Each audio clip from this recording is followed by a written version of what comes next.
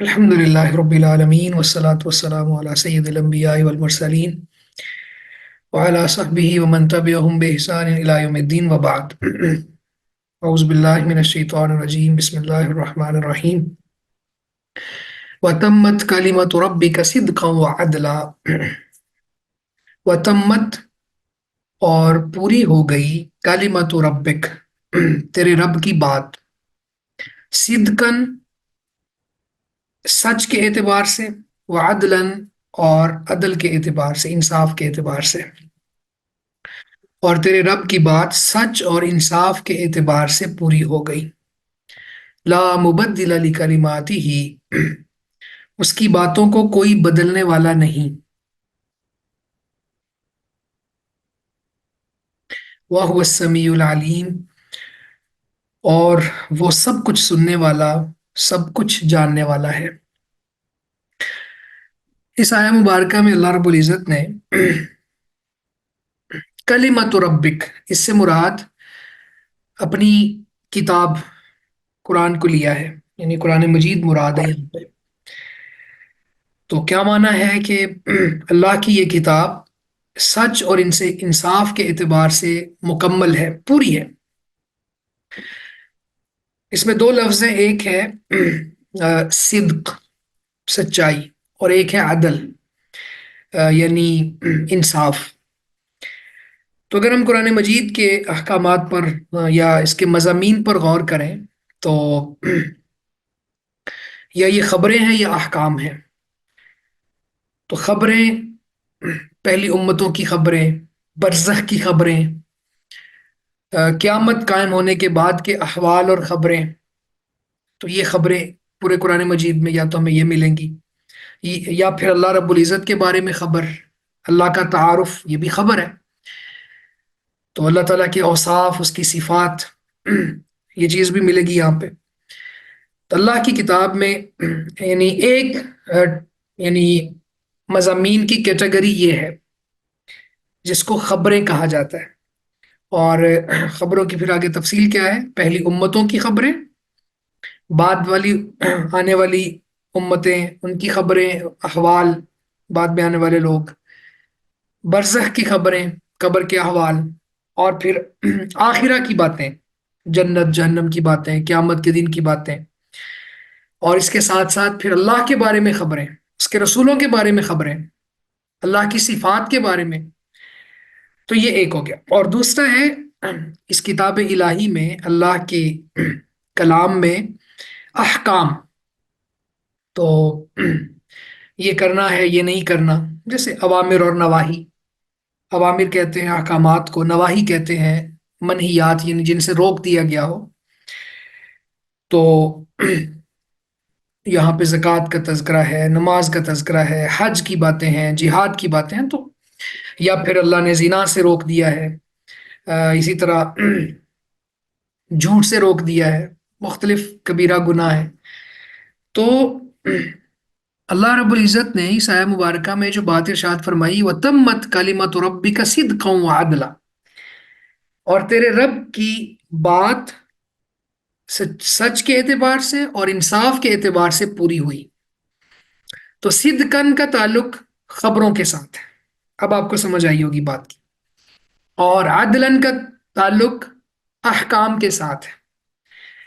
اچھا، خبروں کے اندر صداقت ہے، قرآن مجید کی بتائی ہوئی خبریں، ان سے سچی بات کسی کی ہو ہی نہیں سکتی۔ جب اللہ کی کلام ہے، یہ اللہ کی بات ہے، تو اللہ کی بات سے سچی بات کس کی ہو سکتی ہے؟ تو وہ خبریں ساری ہی سچی ہیں۔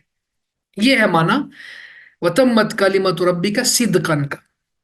اور اسی طرح جتنے بھی احکامات ہیں اللہ تعالیٰ نے ہمیں اوامر اور نواہی کے بارے میں آگاہ کیا ہے، تو کوئی ایسا حکم تکلیفی نہیں، ایسا نہیں ہے جو ہماری بساط سے باہر ہو، انسان کے بس کی بات نہ ہو۔ لا یکلف اللہ نفسا الا وسعها، تو وہ عدل پر مبنی ہے۔ شادی شدہ زانی کو رجم کرنا ہے، یہ عین عدل ہے، یہ حکم ہے، اس کا تعلق احکام سے ہے، تو یہ عین انصاف ہے۔ چور کا ہاتھ کاٹنا ہے، یہ عین انصاف ہے۔ اللہ رب العزت نے جتنی بھی شرابی کو کوڑے مارنے ہیں، غیر شادی شدہ زانی کو کوڑے مارنے ہیں، اور اسی طرح جتنی بھی سزائیں ہیں، یا پھر جو بھی احکامات ہیں، شدید سردی کیوں نہ ہو، فجر کی نماز باجماعت مسجد میں مرد ادا کرتا ہے، یہ حکم ہے اللہ کا، وضو کرنا ہوتا ہے موسم جیسا بھی ہو، یہ جتنے بھی احکامات ہیں، اوامر ہیں، پھر نواہی جن جن کاموں سے اللہ نے روک دیا ہے، تو یہ عین عدل پر مبنی ہے۔ کوئی شخص یہ نہیں کہہ سکتا کہ میری بساط سے بڑھ کر مجھے کوئی حکم دیا گیا کہ ایسا کرو یا نہ کرو۔ تو اللہ رب العزت نے یہاں پہ یہ خوبصورت باتیں ارشاد فرمائی، لا مبدل لکلماتہ۔ اس کے بعد فرمایا کہ کوئی بھی اس کی باتوں کو بدلنے والا نہیں، یعنی اللہ کے احکامات کو بدلا نہیں جا سکتا، اس کے اندر کوئی تبدیلی یا ترمیم کی گنجائش ہی نہیں ہے۔ یہی وجہ ہے کہ خطبہ حجۃ الوداع کے موقع پر یہ آیت نازل ہو گئی تھی، الیوم اکملت لکم دینکم واتممت علیکم نعمتی ورضیت لکم الاسلام دینا، کہ دین مکمل ہو گیا۔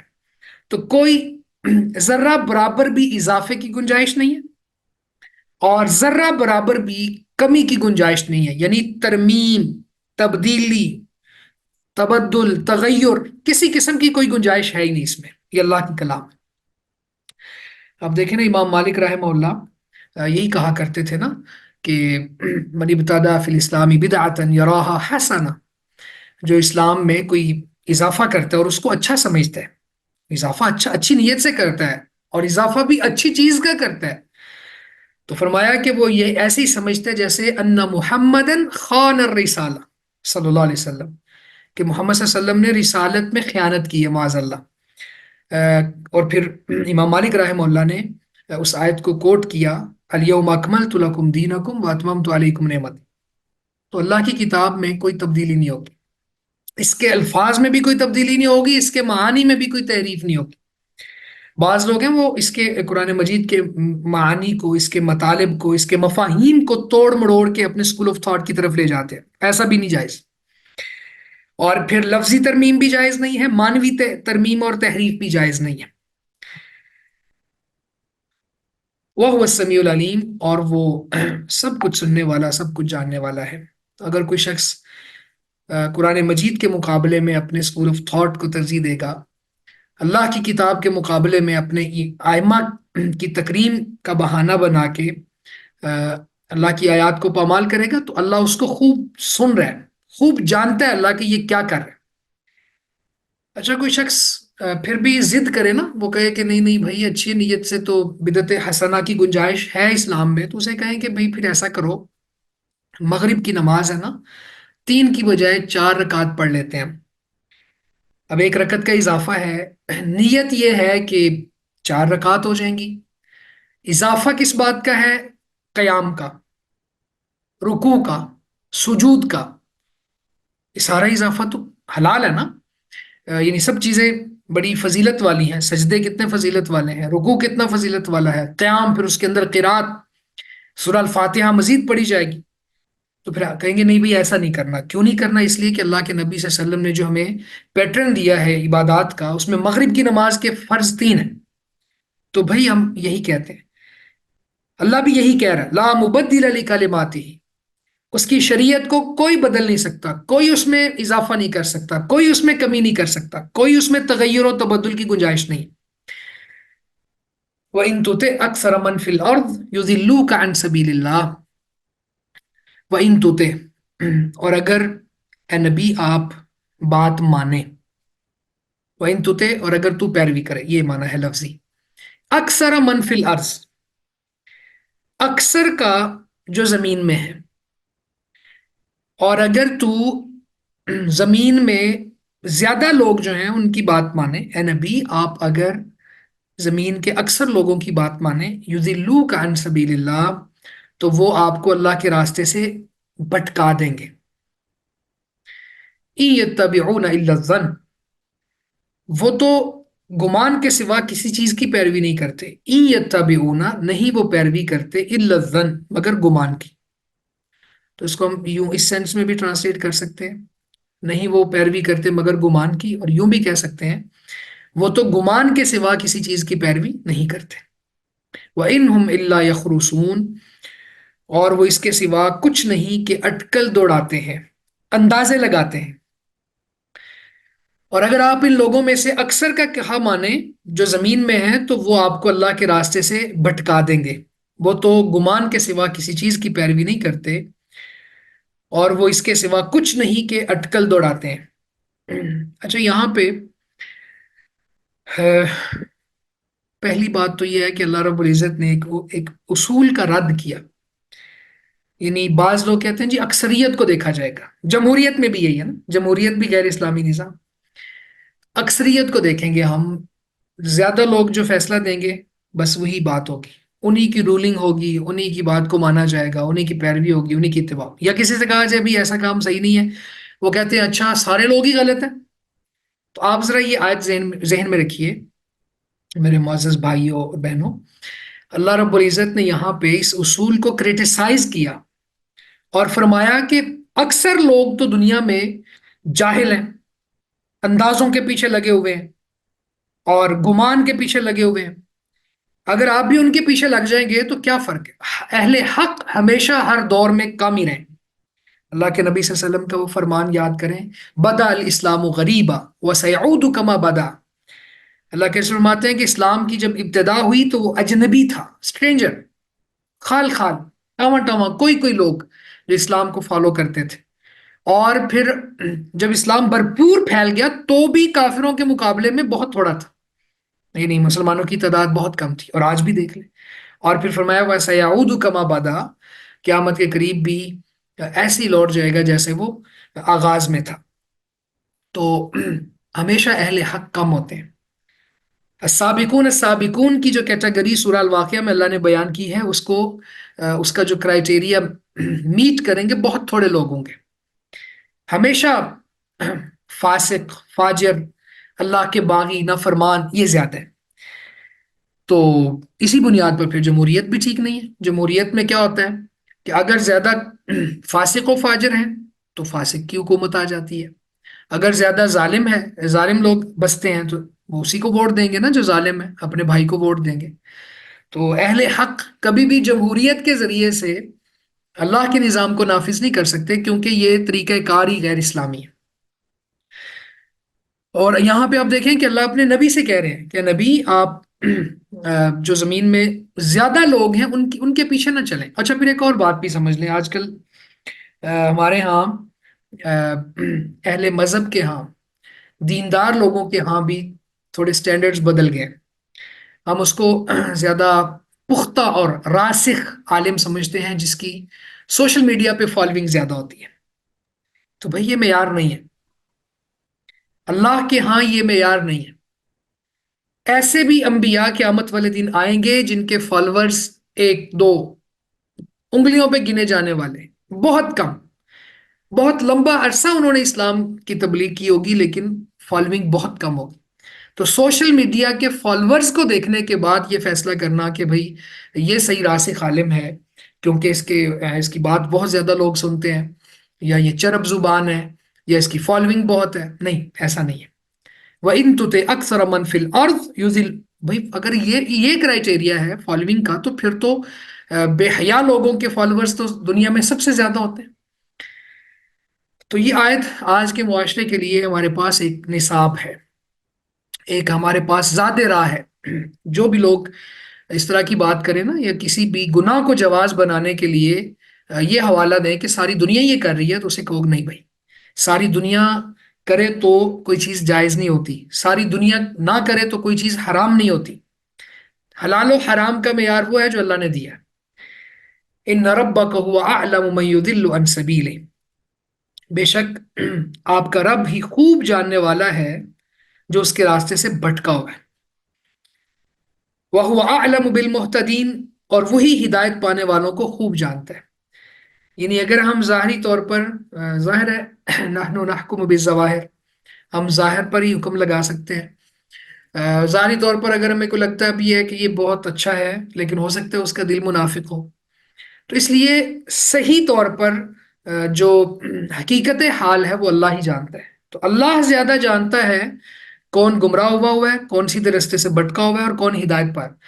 تو اصل میں مشرکین مکہ اور نبی صلی اللہ علیہ وسلم کے مخالفین یہ کہا کرتے تھے کہ تم تو بہت تھوڑی تعداد میں ہو، اگر تمہارا دین سچا دین ہے تو پھر تمہارے فالوور زیادہ ہونے چاہیے، تمہارے پاس مال زیادہ ہونا چاہیے۔ تو یہ دو اصول تھے ان کے پاس جس کی بنیاد پہ وہ سٹینڈ لیتے تھے۔ تو ان دونوں اصولوں کو رد کیے، یہاں پہ زیادہ فالوئنگ کو اور تعداد کو کریٹیسائز کیا کہ نہیں، اللہ زیادہ جانتا ہے کون ہدایت پر ہے، اللہ کے ہاں معیار تعداد نہیں ہے۔ اور اسی طرح بعض دوسرے مقامات پہ اللہ تعالیٰ نے یہ بات ارشاد فرمائی کہ یہ جو مال ہے یہ ہمارے ہاں اس کی کوئی حیثیت ہی نہیں ہے۔ اگر ہم چاہیں تو بہت پہاڑ سونے کا بنا دیں، لیکن اللہ کے رسول نے صلی اللہ علیہ وسلم سادہ زندگی کو پسند کیا ہے، اور دنیا میں انسان آزمائش سے گزرتا ہے، اور مومن کبھی بھی یہاں پہ سکھی نہیں ہو سکتا۔ یعنی سکھی سے مراد یہ ہے کہ اس دنیا کی جو رونق ہے، چمک دمک ہے، اس کو انٹرٹین نہیں کر سکتا، کیونکہ اس کے سر میں ہلکا سا درد رہتا ہے کہ میں نے حساب دینا ہے، میں نے اللہ کے سامنے کھڑا ہونا ہے، میں نے وہاں پیش ہونا ہے، میں نے قبر میں جانا ہے۔ تو اس لیے یہ جو مال ہے، دولت ہے، یہ معیار نہیں ہے۔ فَكُلُوا مِمَّا ذُكِرَ اسْمُ اللَّهِ عَلَيْهِ إِن كُنتُم بِآيَاتِهِ مُؤْمِنِينَ۔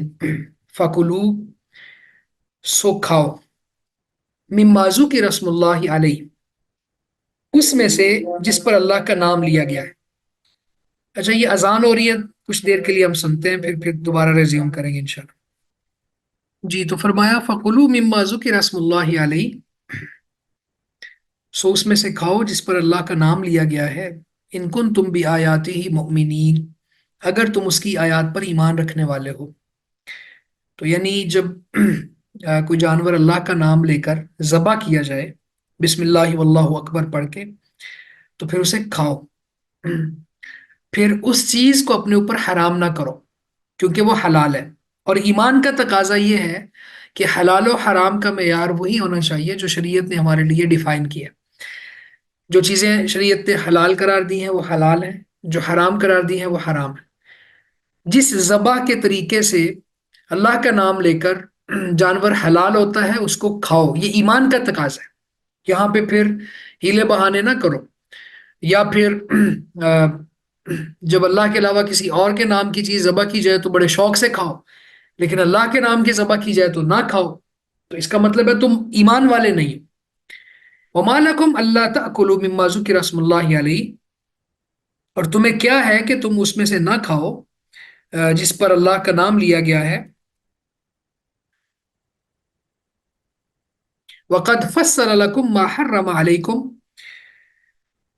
حالانکہ یقیناً اس نے تمہارے لیے فصلہ، کھول کر بیان کر دی ہیں وہ چیزیں جو تم پر حرام ہیں۔ حالانکہ یقیناً اس نے تمہارے لیے وہ چیزیں کھول کر بیان کر دی ہیں جو حرام ہیں۔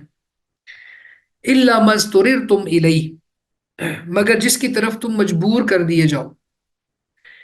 وَإِنَّ كَثِيرًا، اور بے شک بہت سے لوگ لَيُضِلُّونَ بِأَهْوَائِهِمْ بِغَيْرِ عِلْمٍ، اپنی خواہشوں کے ساتھ بغیر علم کے یقیناً گمراہ کرتے ہیں۔ ان ربک هو اعلم بالمعتدین، اور بے شک آپ کا رب ہی حد سے بڑھنے والوں کو زیادہ جاننے والا ہے۔ اور تمہیں کیا ہے کہ تم اس میں سے نہ کھاؤ جس پر اللہ کا نام لیا گیا ہے، حالانکہ یقیناً اس نے تمہارے لیے وہ چیزیں کھول کر بیان کر دی ہیں جو اس نے تم پر حرام کی، مگر جس کی طرف تم مجبور کر دیے جاؤ، یعنی اضطراری کیفیت میں۔ اور یقیناً بہت سے لوگ اپنی خواہشات کی وجہ سے بغیر علم کے گمراہ کرتے ہیں، اور بے شک تیرا رب حد سے تجاوز کرنے والوں کو زیادہ جاننے والا ہے۔ تو یہاں پہ اللہ رب العزت نے یہ بات ارشاد فرمائی کہ جب حرام چیزوں کو اللہ تعالیٰ نے واضح انداز میں بیان کر دیا، اور قرآن مجید میں مختلف مقامات پہ، سورہ بقرہ، سورہ المائدہ میں بھی، اس سورت میں بھی، تو جو چیزیں حرام، یا پھر اللہ کے رسول صلی اللہ علیہ وسلم کی حدیث میں بھی۔ اور یہ یاد رکھیں کہ اللہ کے رسول فرماتے ہیں ان الحلال بین و ان الحرام بین، حلال بھی واضح ہے، حرام بھی واضح ہے۔ کیا کیا حلال ہے، کیا کیا حرام ہے، سب چیزوں کا احاطہ کیا ہوا ہے شریعت نے۔ تو اللہ یہاں پہ فرما رہا ہے کہ جب تمہارے لیے اللہ نے واضح طور پر کھول کھول کے بیان کر دیا کہ یہ حرام ہے، تو پھر تم ان کو کیوں हराम चीजों को क्यों खाते हो? या फिर जिन जिनको अल्लाह ने हराम नहीं कहा उनको तुम क्यों नहीं खाते हो? ठीक है, तो ये आगे मज़ामीन आएंगे कि लोगों ने अपने ऊपर फजूल पाबंदियां लगा ली थी कि ये खाना है, ये नहीं खाना। इसी तरह ये हमारे मर्दों के लिए जायज है, औरतों पर हराम है, इस तरह की बातें वो इंशाल्लाह तफसीलन इस सूरत में हम पढ़ेंगे। तो अल्लाह ताला तमहीदी तौर पर यहाँ पे ये बात इरशाद फरमा रहे हैं, सुभान अल्लाह, कि तुम्हें क्या है कि जब जब सब हराम चीजें अल्लाह ने वाज़े तौर पर बयान कर दी हैं, तो फिर तुम हलाल चीजें क्यों नहीं खाते हो? इल्ला मस्तुरिर तुम इलई, मगर जिसकी तरफ तुम मजबूर कर दिए जाओ। तो हराम चीजों में हराम चीजें खाना जायज नहीं है, हाँ इज़तरारी कैफियत में। तो इज़तरारी कैफियत का मतलब क्या होता है? शदीद मजबूरी। और शदीद मजबूरी में भी हराम चीजों को खाने की गुंजाइश कुछ टर्म्स एंड कंडीशंस के साथ है। मसलन एक तो है कि वाकईतन शदीद मजबूरी हो, अगर इंसान को खाने को कुछ नहीं मिलेगा तो वो मर जाए, तो फिर वो खाएगा भी उतना जितना को जिंदा रहेगा, यानी बेकदर ज़रूरा, जितनी जरूरत है उतना ही वो खाएगा। ठीक है, तो हराम चीज को हलाल करने के इज़तरारी कैफियत में उसूल और जवाबित शरीयत ने तय किए हुए हैं। एक तो वो मजबूरी शदीद मजबूरी हो, दूसरा ये है कि वो फिर जब किसी चीज को अपने ऊपर जायज या हलाल कहे तो आर्जी तौर पर उतनी ही उसकी मिकदार हलाल कहे जिससे उसका जिंदगी चल पड़े। तो ये है इल्ला मस्तुरिर तुम इलैहि। इसके बाद अल्लाह ताला फरमाता है कि बहुत से लोग हैं जो गुमराह करते हैं अपनी ख्वाहिशात की वजह से। ये खाना है, ये नहीं खाना, ये इस वक्त खा सकते हो, इस वक्त नहीं खा सकते। और फिर हमारे इस पाकिस्तानी मुआशरे में तो इन चीज़ों को समझना बहुत आसान है कि अम, खुद साख्ता और नाम नहाद जो लोग पीर हैं, इलाज करने वाले हैं, तो उन्होंने भी अजीब किस्म की चीज़ें बनाई हुई हैं। और कब्रिस्तान में जाना और इसको ज़बह करना और ये वहां पे रखना, ये नहीं पता नहीं क्या क्या कुछ है, नाकाबिले बयान चीज़ें हैं यहाँ पे। तो अल्लाह रब्बुल इज़्ज़त ने इरशाद फरमाया है कि बाज लोग अपनी ख्वाहिश क्या है? माल कमाना।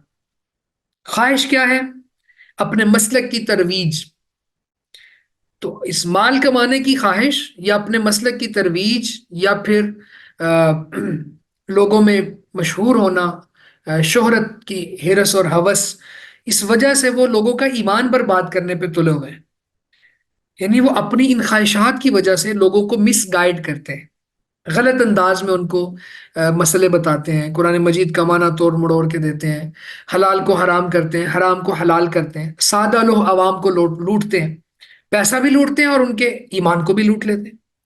इन रब्बक हुवा अअलम बिल मुअतदीन, फरमाया कि बेशक आपका रब ज्यादा जानता है जो हद से तजावज किए हुए लोग हैं। यानी हद से तजावुज करने वाले लोगों को ज्यादा जानने वाला है। तो ये हद से तजावुज है जो हलाल को हराम करे, हराम को हलाल करे। वजरू जाहिर अल इस्मी व बातिना, वजरू और छोड़ दो, जाहिर अल इस्मी जाहिर गुनाह को, व बातिनहु और उसके छुपे को भी। जाहरी और बातनी गुनाह को छोड़ दो। इन लजीना यकसिबून अल इस्म, बेशक जो लोग गुनाह कमाते हैं, सयुजज़ौना बिमा कानू यक्तरिफून, अनकरीब उन्हें इसका बदला दिया जाएगा जिसका वो इर्तिकाब करते थे। और जाहिर गुनाह को छोड़ दो और उसके छुपे को भी। बेशक जो लोग गुनाह कमाते हैं, अनकरीब उन्हें उसका बदला दिया जाएगा जिसका वो इर्तिकाब किया करते थे।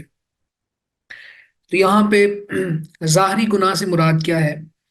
अ, वो गुनाह जो हाथ पांव से सरजद हों, इंसान के जवारिह इन गुनाहों को प्रैक्टिस करें, जैसे चोरी है, जिना है, या जुबान से गुनाह होते हैं जो गीबत है, नमीमत है। तो ये जाहरी गुनाह है।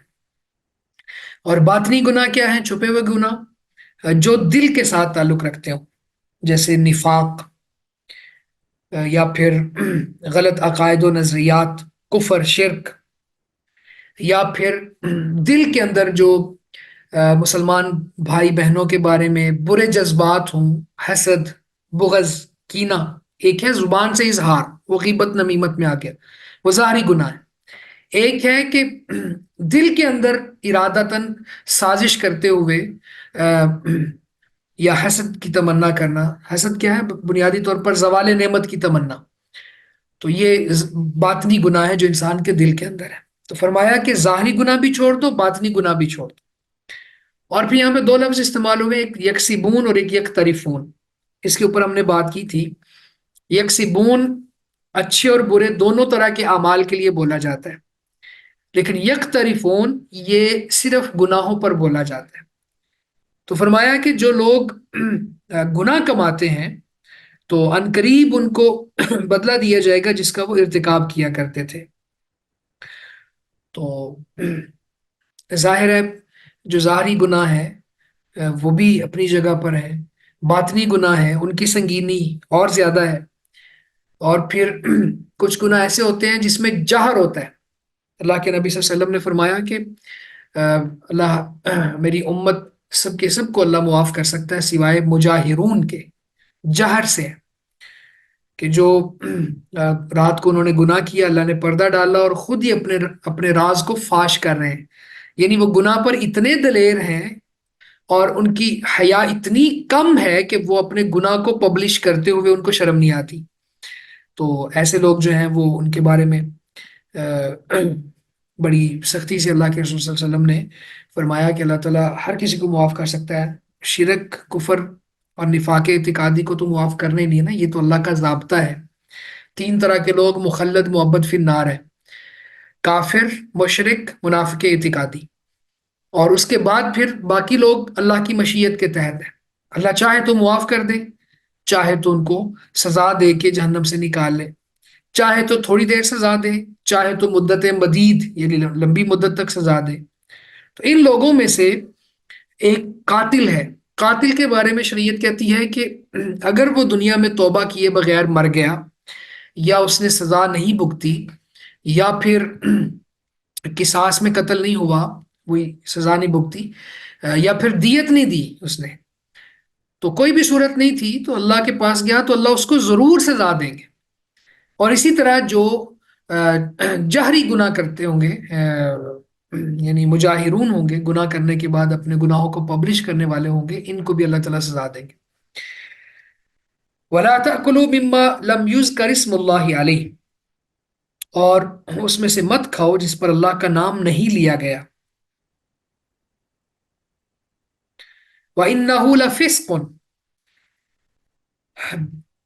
وَإِنَّهُ، اور بلا شبہ، یہ لام بھی تاکید کا ہے، یقیناً، فسقن نافرمانی ہے، اور بلا شبہ یقیناً یہ نافرمانی ہے۔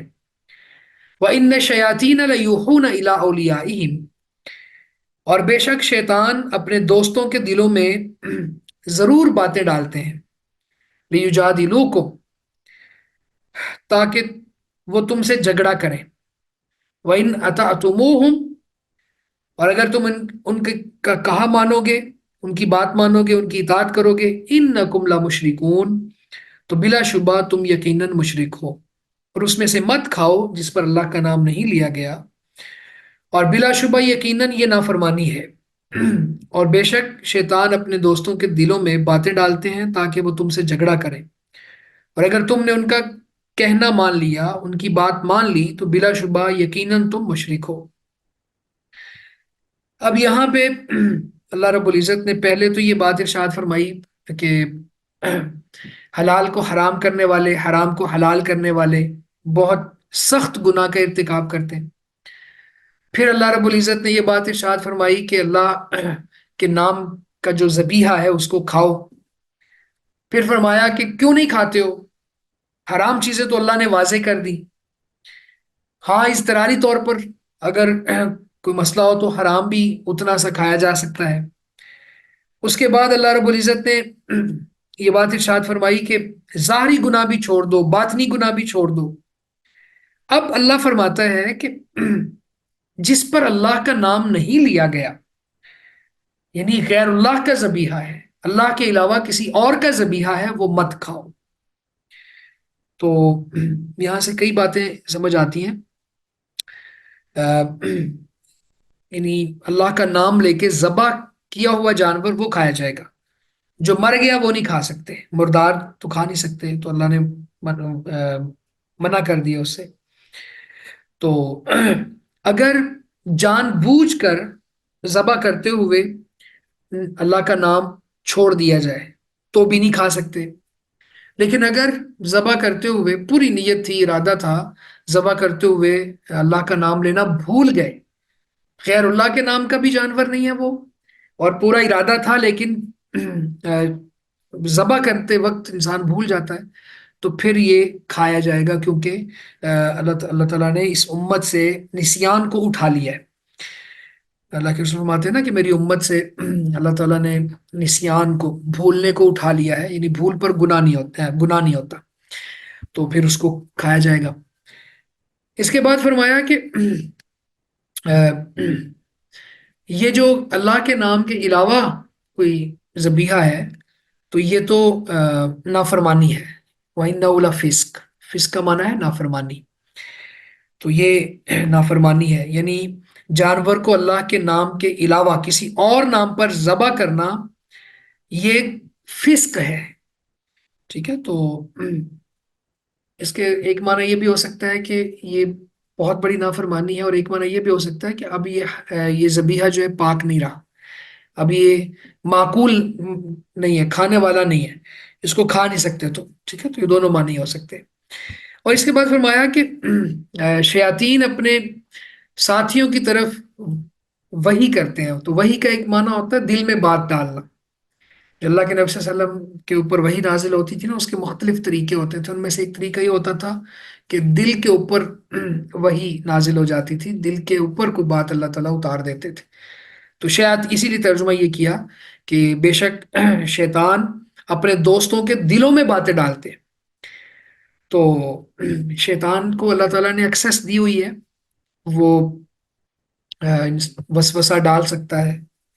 ٹھیک ہے، انسان کے نفس امارہ کے اوپر کچھ وہ کام کر سکتا ہے، یعنی اس کو مزید ابھار سکتا ہے گناہ پر، تو یہ وسوسہ ڈال سکتا ہے. لیکن اس کی پھر آگے مدافعت کے طور پر نفس لوامہ بھی اللہ نے رکھا ہوا ہے، تو جو اس کو روکتا ہے گناہ سے.